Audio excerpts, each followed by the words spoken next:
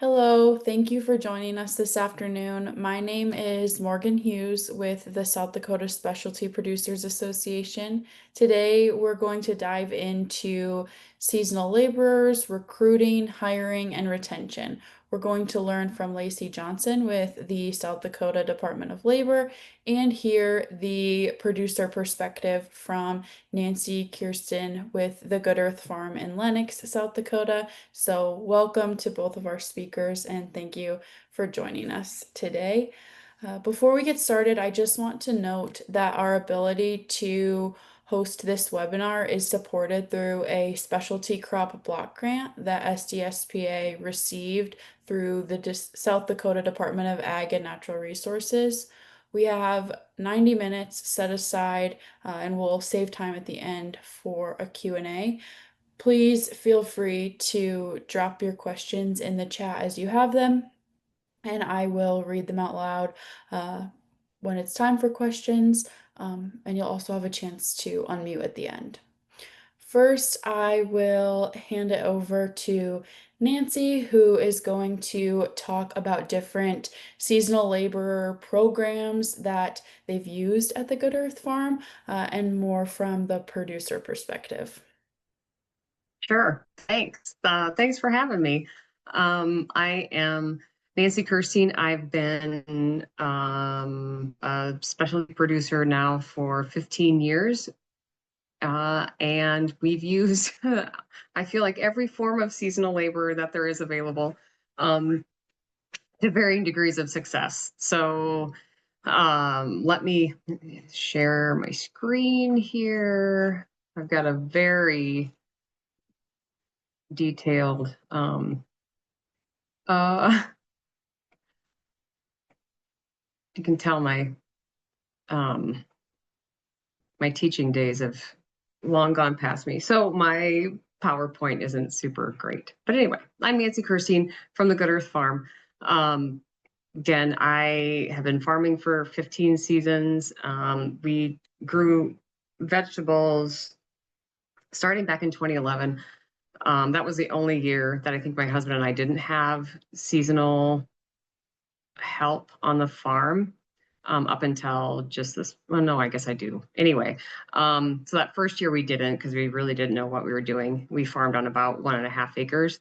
Over the years, we grew on up to 30 acres and now have kind of regressed back to just simpler vegetable production, like pumpkins.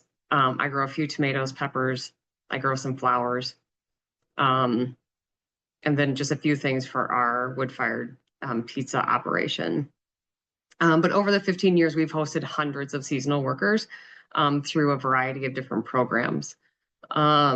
So the first one, which you guys may or may not be familiar with, is called WOOF. It stands for Worldwide Opportunities on Organic Farms. So this is it's a global network. It's exactly kind of what it sounds like. And the way that it works is volunteers sign up through the WOOF website. You sign up as a host, and then you host these individuals. There is no money exchanged in this. They are volunteers, and their hope is to glean some education from you during their stay. And the duration is flexible. So some farmers use WOOF and they put out very specific parameters, saying, I want this person to stay for 3 months, or I want somebody to stay for at least a month. That has a benefit,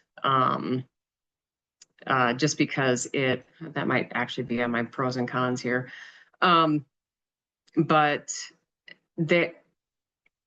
you can have the woofer stay for kind of as long as you want. It's up to you. There is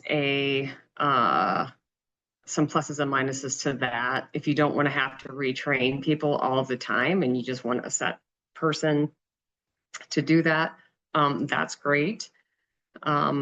We thought that for us, because we were in the middle of the country, people used it as a way to see the country. And so we didn't require a length of time for people to be here. They could be here for 2 days. They could be here for 2 weeks. They could be here for 2 months. Most of our woofers were here for, I would say, 4 to 5 days. So while we were kind of constantly retraining people, pulling weeds and picking vegetables doesn't have a super steep learning curve. So it kind of worked out for us. And it worked out for a lot of our woofers because it gave them an opportunity to stay in a space and then kind of move on. Again, we didn't pay them, we fed them. Most of our woofers were from the US. Some of them were from other countries, but most were from the US, and they were generally younger people. I would say in that kind of 21 to 24-year range. We did have some older folks that were using it too, but mostly it was a younger group that was kind of college age. And then, once the season was over, we just didn't host them anymore. So again, the cons are kind of most woofers come in with no experience whatsoever. And so you are teaching them a lot of things. Some of them don't know what basic tools are or stuff like that. Again, when you fill out your request for who you're looking for, you can make those parameters whatever you want them to be. It might limit your pool, but then you also aren't kind of wasting time with people that aren't going to work out for you. You must provide good educational experience. That is, so I put that on there because it's review based. So woofers will come to your farm based on the reviews that other woofers give you. So if they have a good experience, they will give you a good review, and then other people look at that review and say, okay, that is a place that I might want to go. That is a plus and a minus. And I'll get to that in a little bit. But then also you are responsible for kind of screening and communicating with all of these people. So there might not be people that are a good fit for your farm. And some of that you can tell right away through the communication. Some of it you can't until they show up. And in those instances, you kind of have an uncomfortable situation where you think maybe this person isn't right for my farm. And I don't want to have you here, which again gets back to that review process. We did have to have conversations with some woofers where we asked them to leave, maybe after being here for a day, just because their commitment wasn't to actually learning. Their commitment was to kind of traveling for free across the country. So a lot of those folks you can kind of weed out right away, hopefully through the communication, and some you don't know until they show up. But there is kind of some stress associated with that too, just because you don't know what they're going to say on their review then, and it can get kind of weird. So I will say that we hosted probably somewhere around 150 to 200 different woofers over our time on the farm. We had very few bad experiences, but the bad experiences are what ended our use of the WOOF program. So, and you can ask me more questions about that later if you're curious. We also used what's called a farmer exchange program. We used this for 1 year. It was our second year in farming. We had heard about it from another farmer who had gotten kind of foreign exchange farmers from around the world. And so we thought we would try that out. Again, it's a very structured internship.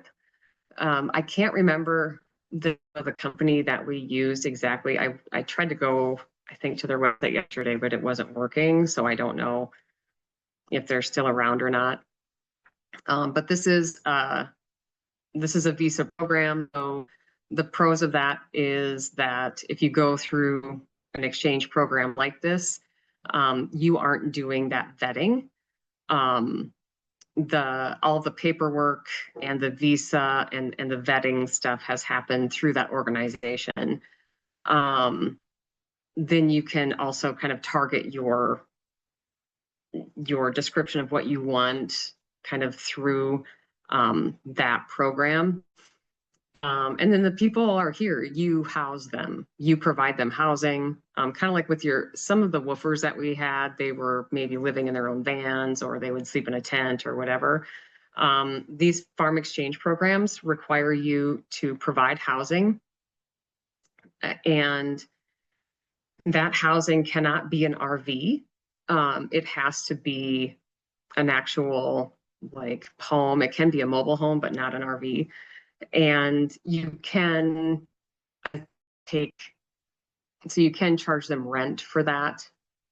And that kind of gets a little complicated, but then you are to how much you pay them depends on how good of a person that you want. So the better off that, or the more that you pay them, probably the better quality or the more applicants that you'll get for your actual position. There is a lot of paperwork involved in this. The two girls that we hired, this is Miriam and Anastasia. I had to go help and get them social security numbers. We had to set up bank accounts. I had to keep track of kind of a lot of paperwork on that end. And unfortunately for us, this was a commitment. So we committed to have them here for, I think it was 5 months. They came in early May and they were going to be here through the end of October. That year was 2012, and we had our worst drought, I think in South Dakota history, maybe. So we didn't have any crops by the 4th of July. So we didn't have any work for them, but we were committed to having them here and paying them. Fortunately, we worked with the program that we were using, and they found them to different locations to go to. So Miriam, right here, she went to Boston, and I think Anastasia went to an apple orchard. Now, with these farm exchange programs too, language can be an issue. Miriam was from Ecuador and Anastasia was from Ukraine, so they didn't have a common language between them. They were both English language learners, and their English their English was pretty good, but it was kind of hard to communicate sometimes, and they also couldn't communicate very well with one another. So that was kind of challenging. I will say that is probably, it was absolutely Anastasia's motivation for coming here and being a part of this program was to learn English. That was her kind of sole motivation, and she was very open about that. So we practiced. Actually, she was here for 2 reasons. One was to learn how to drive, which was kind of terrifying because my husband taught her how to drive. Because if she got a driver's license here in the U.S., it was much cheaper when she went back home to Ukraine to get a driver's license. And so we taught her how to drive. And I think hopefully she ended up getting her driver's license. She wasn't here with us long enough to get that. But then Miriam, her English was probably a little better. And she was from Ecuador, where the temperature is basically 70. It ranges from 72 degrees to like 78 degrees. So if it was below 70 degrees here, she was out in the field working in a parka. And if it was above 80 degrees, which it was for most of that summer, she was like, it was debilitatingly hot. She couldn't handle that temperature fluctuation because she'd never experienced it. And so there's just some of those little caveats too with working with kind kind of these farm exchange programs. It was really interesting for us to have these girls here, and they lived in our house with us. And our house is tiny, but there were also just some kind of pitfalls along with that too. And then it was really sad that we had to move them along because we essentially didn't have crops after the 4th of July. So this is probably where we've had our most success with having seasonal laborers, and that is essentially our own kind of internship program where we, because I'm a former teacher, and I was used to teaching students, having interns that were interested in learning how to farm was kind of an easy thing for us to establish. So we just created our own kind of internship program. We did pay them a stipend. They did live here with us, again, in our house, which is very small. But they were here for the season, which was great because they were reliable. They had to show up every day because we ate breakfast with them. And they were also interested in learning about agriculture. So it wasn't like a woofer where they were probably more interested in just like touring across the country. These kids were actually interested in becoming farmers. And so we used the ATRA listserv to list our internship. And this is it's a resource hub. And it's like, just like it says, it's a platform.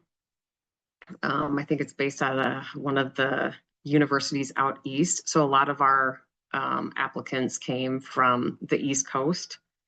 And then we would just kind of vet them through there. We would have conversations with them, and then they would show up and spend the season with us. We would generally have 1 or 2 live-in interns. One year we had 3. And I think the last year that we had a live-in intern was 3 years ago. Yeah, 3 years ago. So again, it's not a program. It was just something that we kind of developed on our own. Again, these people are interested, so there are some pros to it. To list on the ATRA website is free, and then you kind of manage that process from there. So it is structured. We're responsible for all legal compensation and agreements and all of that stuff. So I was very specific about what we did. But I think over the years, we've had 12 live-in interns. They became like our family. The girl with the cats right here is now a farmer, and she has her own farm down in Austin, Texas. The girl right holding the giant rutabaga, she has her own farm in North Carolina. The one boy there, he actually is our nephew. So he was here. He's a Stanford grad, wanted to experience something different. So we gave him a different experience. The girl that he's pictured with there, Savannah, she's now in grad school in a science background. And then Daisy was our last intern. She's standing by all the melons there. She was fantastic also. The way that we worked our internship, this is Alex. Alex is now one of our really good friends. He got married here. He and his wife and their now 2 kids visit all the time.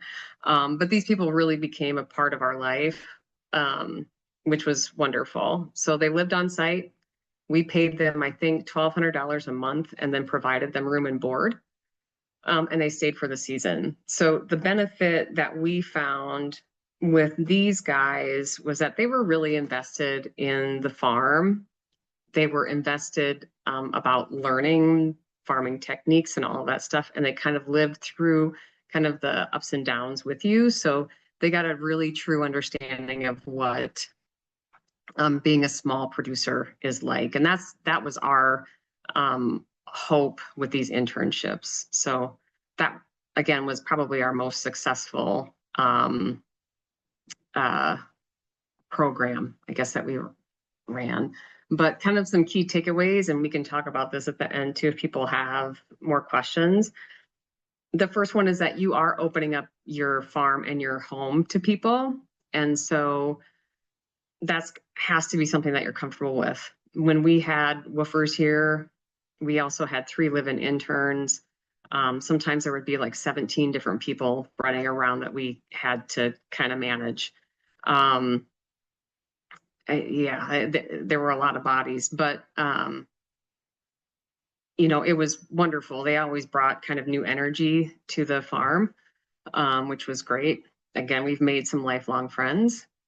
We have had bad experiences, primarily through, well, one through an internship, and then one, and the rest of them were kind of a woof situation where we didn't vet people properly. And then the last thing I'll say is just to check the zoning laws. If you're going to do any of this stuff, check the zoning laws surrounding housing for your county. We initially ran into some issues with that because you only have one housing eligibility and blah, blah, blah. So all this stuff kind of brings up some other issues that you may have with seasonal labor. So now, because our operation has changed primarily to more agritourism, I don't rely on interns as much or at all, actually. I can use kind of local seasonal help to get through any of the growing that I have to do. So we've gone away from kind of that live-in work person to just being able to hire kids and adults close by, which has its pluses and minuses too. I would much rather hire an adult than a teenager right now. So that's it. We'll answer any questions later, I guess. So Yeah, if you have any questions specific to Nancy's presentation, you can drop them in. I'm curious for the local seasonal help. How do you go about finding that? Is it through word of mouth? Are you making Facebook posts? How are you finding local help? local help, I try to the best success that I've had is through kind of word of mouth. Putting out a Facebook post that just opens up a whole can of worms. And if you don't like responding to messages, which I really don't anymore, that is just a whole kind of thing. Unless it's on like our local Lennox page or something like that. I would rather hire somebody kind of word of mouth. And we've been around long enough to where people have heard about who we are. They kind of know what we do and what to expect when we come out. I didn't have a ton of luck. I hired some kids this year and didn't have a ton of luck with that. But I have one kind of key person that helps me with the farming side of it, who's been back now for 3 years. The agritourism aspect of it, I don't have any problem hiring and retaining and keeping people for that, because it's not hard physical labor out in the field doing that sort of thing. And those are all adults. I only hire people that are over 21. Most of I would say our youngest employee that works in the agritourism side is probably in their 40s. So, but that's a whole different scene. You kind of alluded to this, but I was gonna ask, as the agritourism side has kind of Hmm. gained traction, you've gotten more interest from local people to help and be involved. Right, Interesting. right. That's a little easier sell. It's easier to hire somebody to be a bartender or to make pizza than it is to pull weeds. I don't know why. I would rather pull weeds, but um, it it's just an easier sell, probably because and that's I think the problem that a lot of small growers have is that is like in 2012 and in other seasons too, your schedule it's hard to keep a regular schedule. You can say, okay, you're gonna work 20 to 25 hours a week, but that may not be the case. You may get, last year we would have been flooded out in June. Um, we would have gotten a drought, 2 years ago, and then in 2012 we were done by the 4th of July. So it's really hard to hire people when you can't say, I know that this is what your hours are going to be, and this is how much you're going to make, or this is what we can plan on. Because if it's raining, we're not going to work. Um, so those I think are the challenges that small specialty producers face with labor. Yeah. Okay, I don't see any questions in the chat, so we can move to Lacey, and then if there's more questions at the end, we can cover those. Lacey, did you want me to share or did you want to try one more time? You know what? I think I have it figured out. So I'll just try to share and then we'll go from there. Perfect. So can you guys see the screen? Yes. All right. So good afternoon, everyone. I'm Lacey Johnson, and I am with the South Dakota Department of Labor and Regulation, also known or formerly known as Job Service Office. And so today I'm just going to cover some workforce information, and then I'm going to go over maybe some suggestions that could help you with your business as far as recruitment and retention. And like I said before, Lacey Johnson, my title with the Department of Labor is Business Service Manager. So I oversee about 9 people across South Dakota, and their primary role is to visit with businesses, whether it's small, large, mom and pop shops, and really try to understand the challenges they're going through. And then obviously we have some services in place that could potentially help them out. And so we talk about how they're recruiting individuals, and then how are you retaining your employees. So like I said, the first thing we're going to kind of do is just kind of set the stage of actually what's happening in South Dakota. So I hope most of you are from South Dakota joining in today, because all my data is from South Dakota. So, but we'll move on here.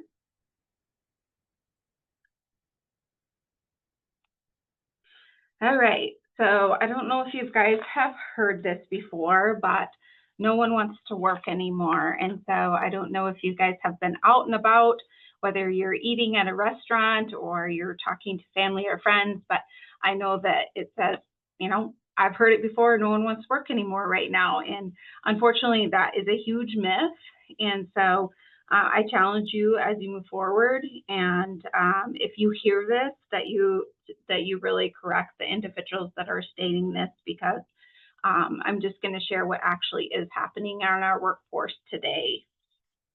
So let's just talk about why this is a myth. And so what do the numbers say in South Dakota? So I do have some August data, just because our data doesn't come out kind of a month behind. So 1.9 unemployment rate for August. And I think people are like, what does that actually mean, right? Well, it's really low for South Dakota. And so when I talk to people, I say 3% is fully employed. That means we're fully employed, and we're at 1.9%. So this actually is a percentage of the labor force that does not have jobs, but is actively seeking for employment. So that's kind of what the unemployment rate means. Unemployed South Dakotans, we have 9,400. And then that labor force, as you can see that number. And what is the labor force? So that includes all civilians, not in institutions, that are 16 years of age and older, who are classified as employed or unemployed. So that's what that number means. Participation rate, we are actually the third highest in the nation. And so that's at 69.5%. And so that really is the percentage of individuals, like that labor force, that is actually either working or looking for work as well.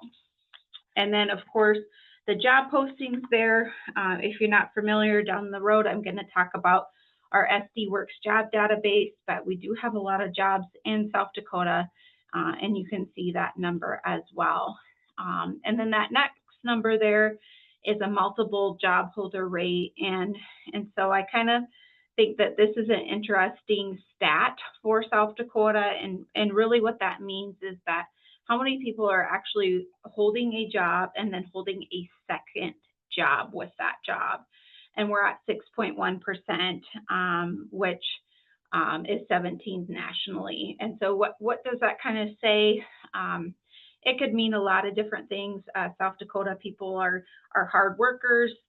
They want to earn money.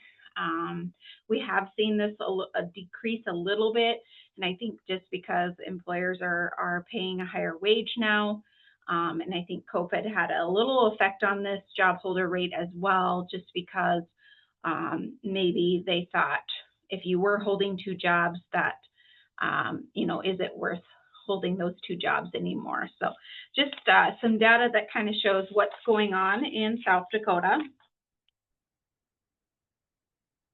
And then some other indicators, and as you can see,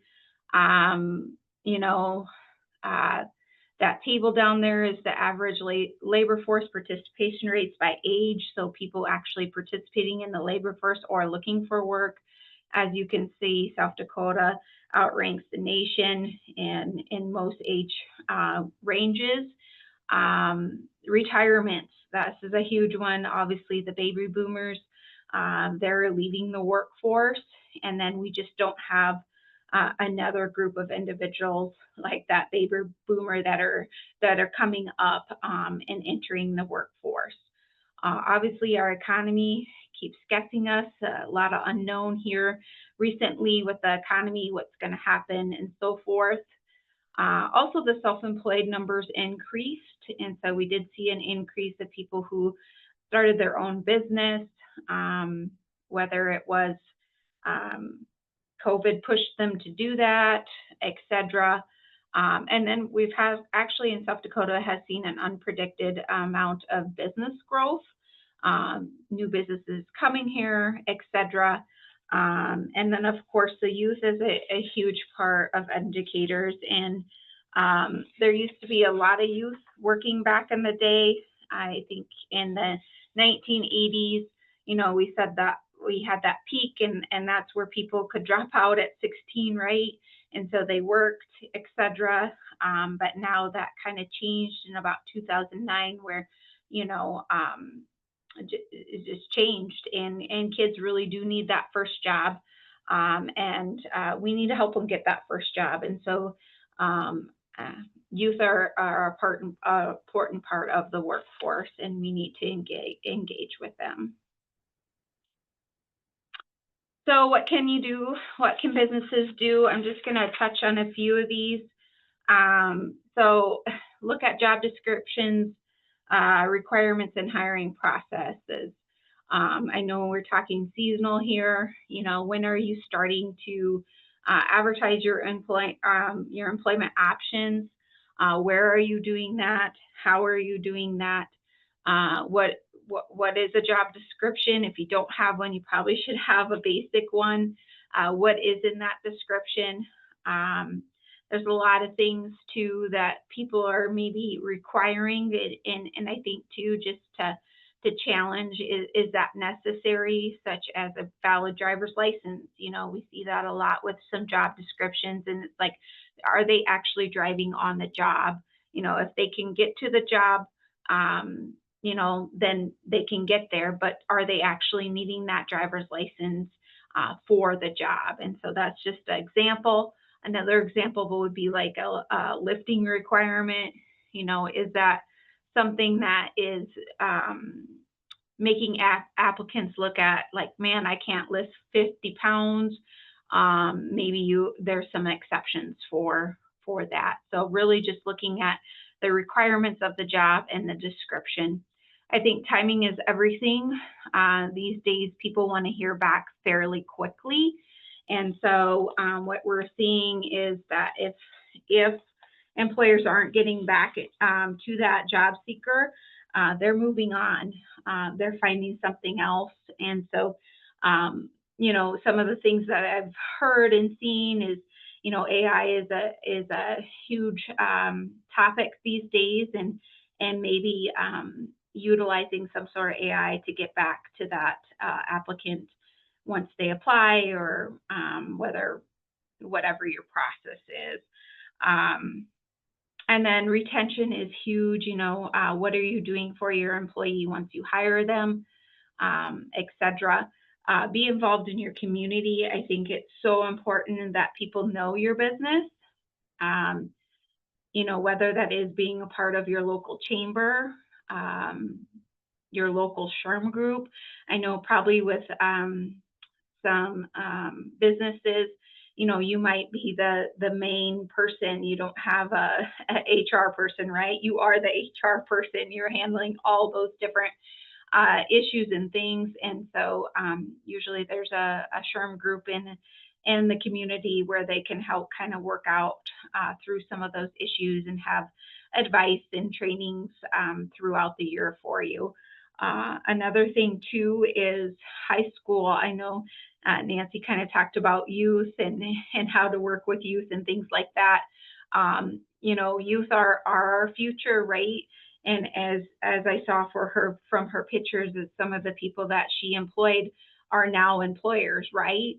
But they had some kind of engagement with a farmer like her to become that next employer. And so I think locally too in South Dakota is we need to make sure that we're engaging with the youth and sharing what our companies are all about in the benefits and etc. So the rewarding parts of that, owning your own business, etc. So tuition reimbursements and scholarships.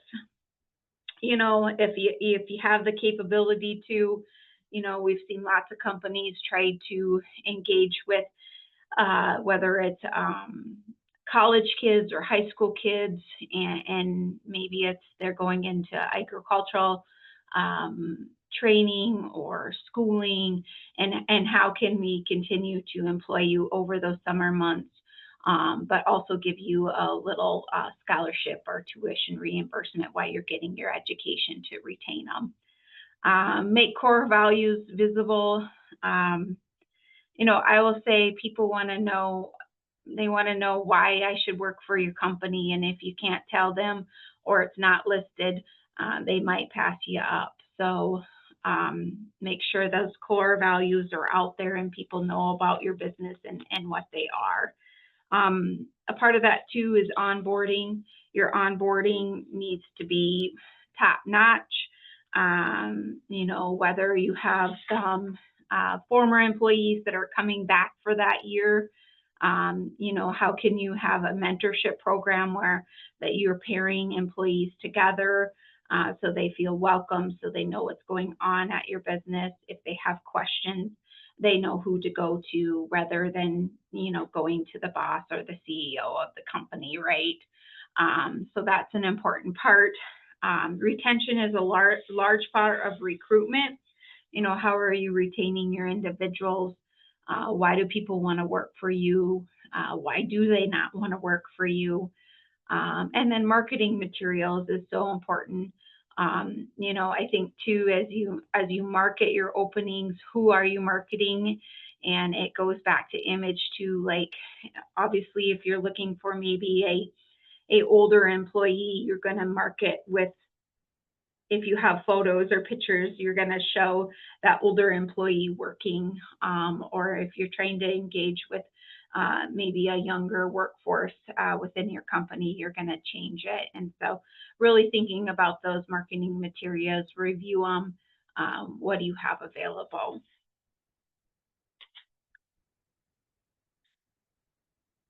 And so basically with our agency, we do have a team, a business service team that is actually dedicated, like I had said in the beginning, that is really working with businesses to understand their challenges and really help share some effective strategies and solutions. I'm just going to go into that a little bit more.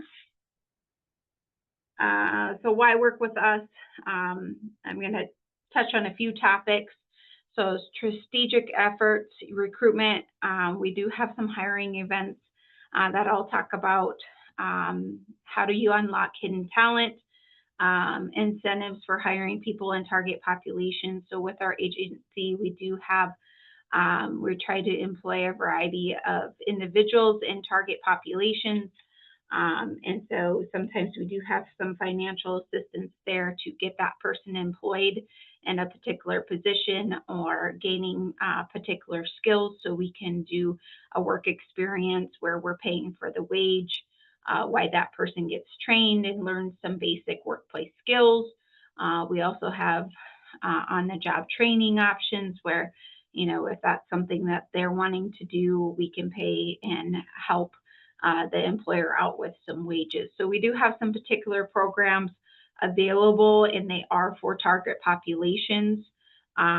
We do have some workforce knowledge series that are held, well, in the new year, they'll be held monthly. We were doing them every other month. And that basically is some great short 30-minute videos that talks about labor market information, strategies. We cut speakers that come in that may be helpful for businesses. And then I kind of touched a little bit on workforce training, but that kind of is those offset of those programs that I talked about. And then our SD Works job database, you can list your openings for free at no cost with our database. You can search for potential candidates in that database. Labor market information, you know, what are you employing what are you paying your employees? Are you comparable to other employees in the same industry or occupation? We can help pull that information for you. And then partnerships. We are also working with local chambers, economic development groups, and organizations.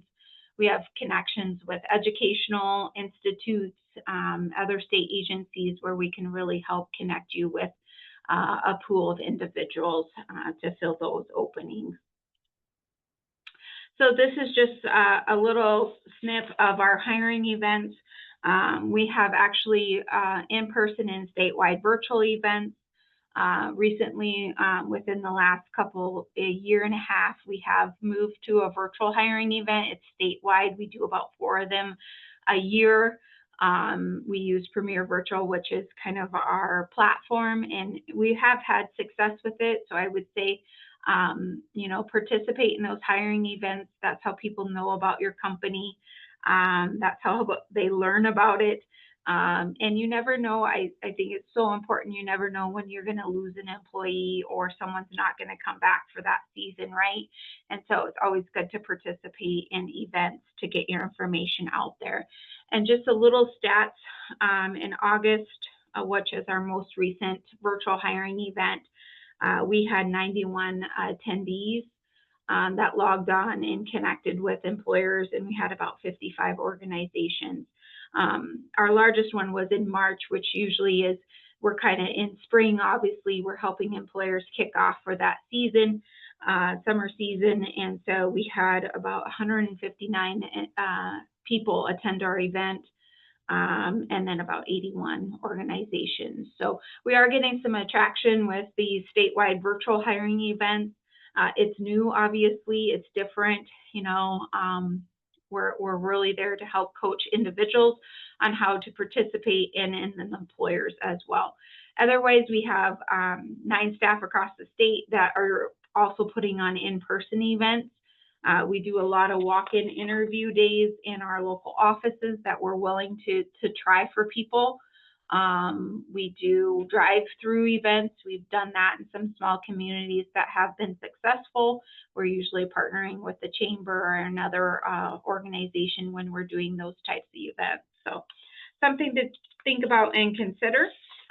And then here's just a screenshot of our SD Works job database where you can log in and you can post your positions. You can search for qualified candidates, but you do have to have a position open to search for those candidates on our website.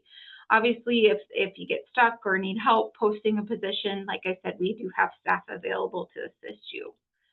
Some strategic efforts as far as retention, some things that we kind of have through our agency is the registered apprenticeship through the Start Today South Dakota. And so that's a learn and earn model that we have available. Sometimes there is some funding to get an apprenticeship up and running. And so we have a full team that is focused on helping individuals in South Dakota businesses, get an apprenticeship started.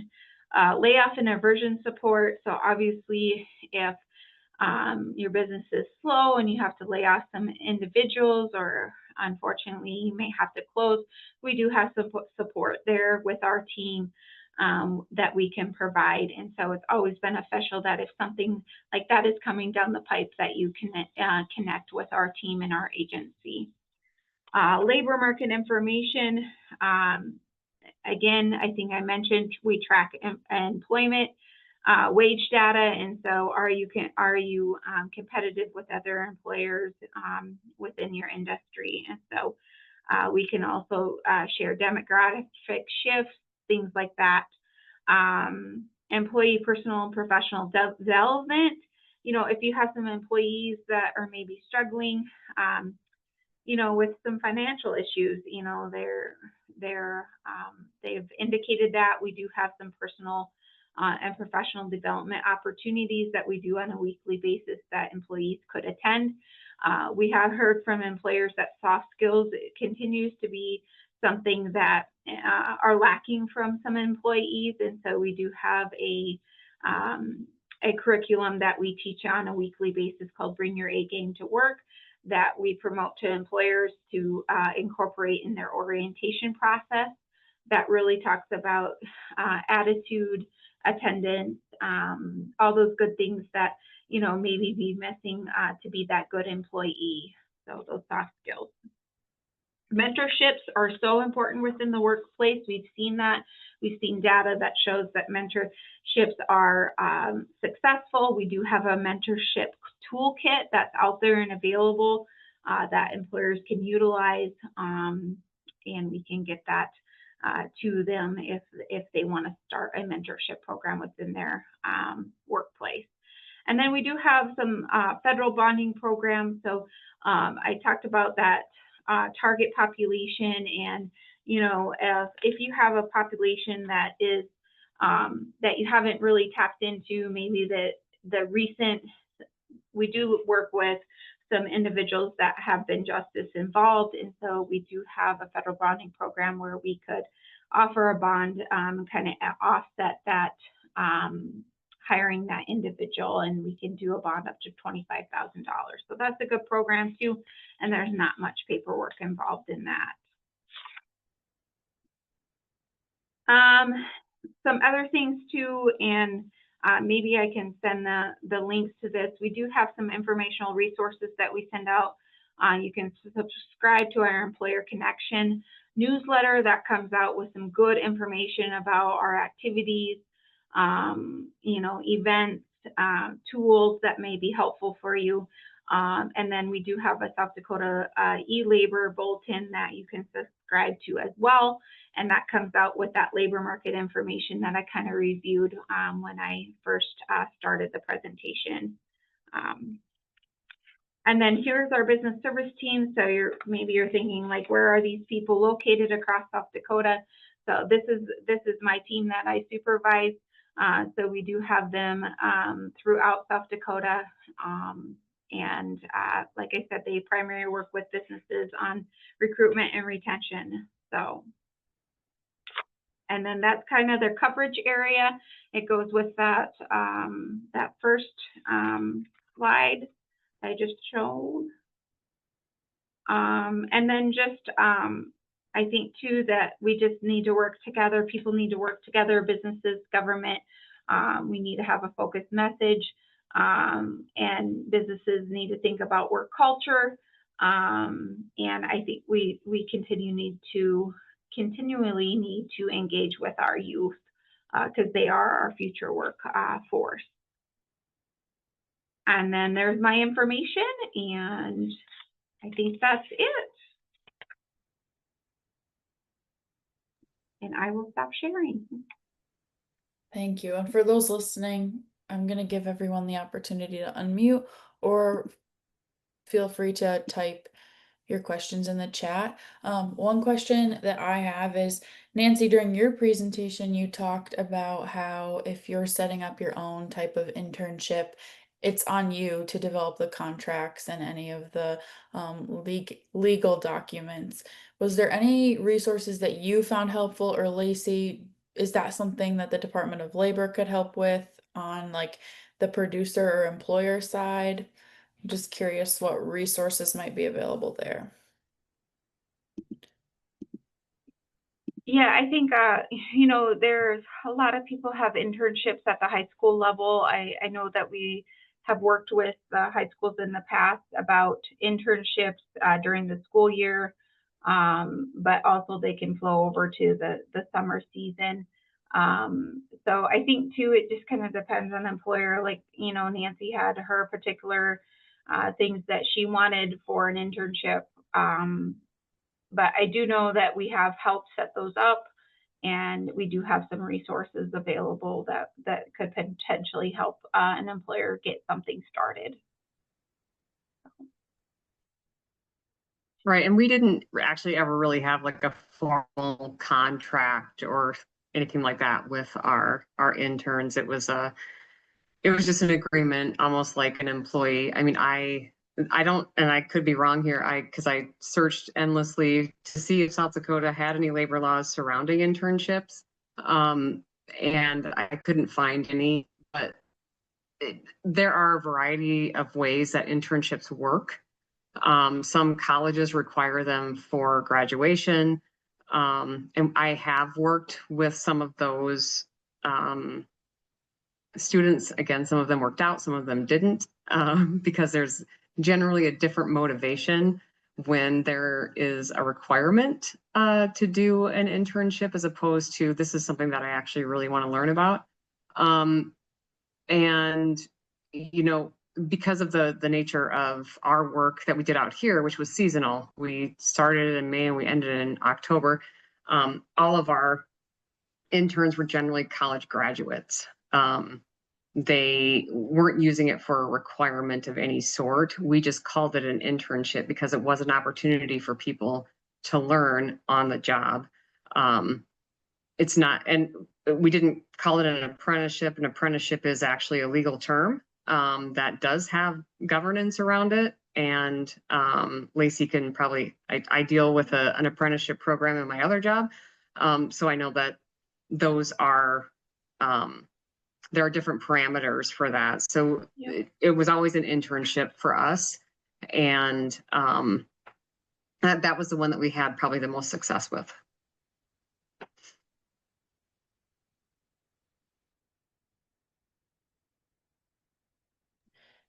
It seems like Lacey is talking about how we need to include the youth, and Nancy, you seem to maybe have a few hesitancies there, I guess is the word I'll use. And I think that a positive of using youth, especially for seasonal labor, is that they may have a more flexible schedule.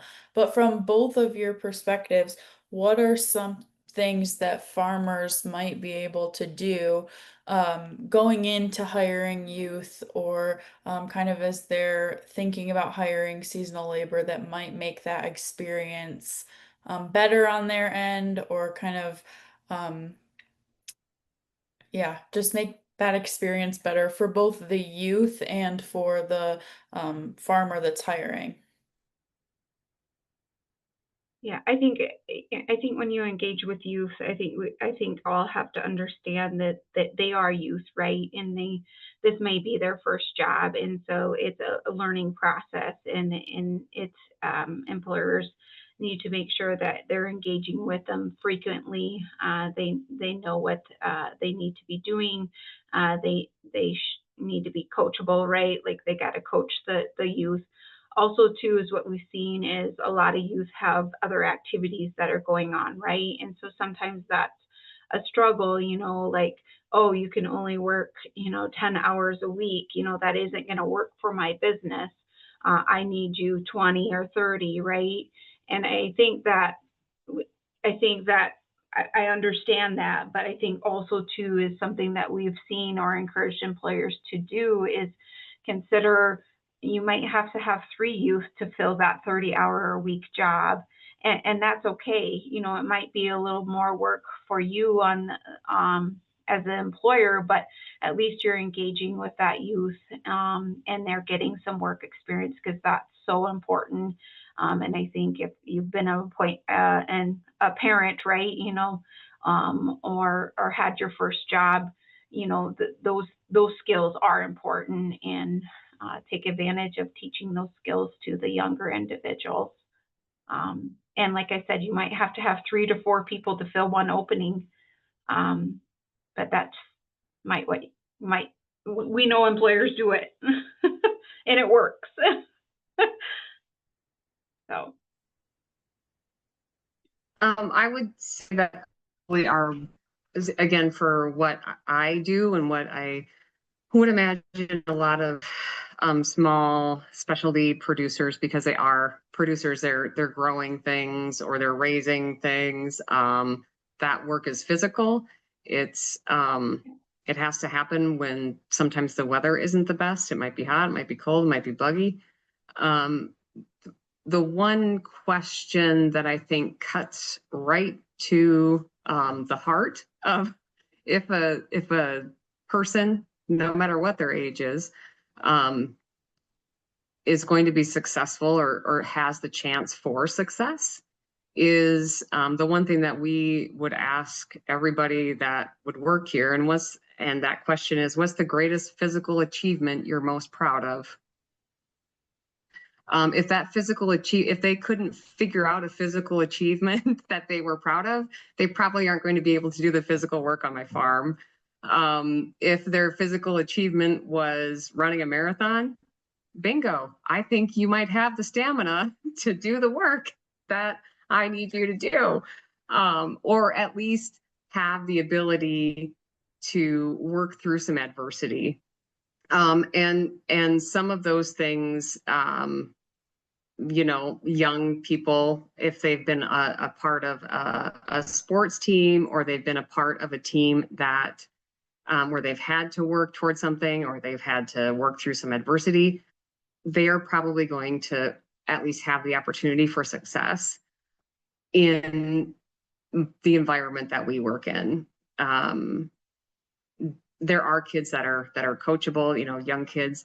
And the other thing that you need to, as farmers too, there are certain things that we can't have people below the age of 18 do. I'm not going to have them run my equipment. I'm not going to have them do certain things because I can't. And also that liability I'm not going to absorb. So there are certain kind of restrictions that we have on who we hire. But yeah, I think the physical achievement question was a bingo for us. So there's just a little tip for you. yeah, and I'm just going to share too that, if any employers have questions about labor laws and, what they can and cannot do, we would be a great resource for those specific questions. I do know that I kind of mentioned those workforce knowledge series that we do on a monthly basis. And we will be having a youth employment law one coming up in March of 2026. And so we do know that employers are usually wondering, if this worker is this age, what can they do and not do, right? And so we do, that is usually a high attended event for us. And so we do it yearly. So if you're looking for any information regarding youth employment laws, that would be a good one to join in, and those events are on our website. So just a little tidbit. Thanks for sharing. I don't see any other questions in the chat, and all of our participants are still muted. So I think we're good to close. I appreciate both of our speakers' time and all the attendees that took the time to join us this afternoon.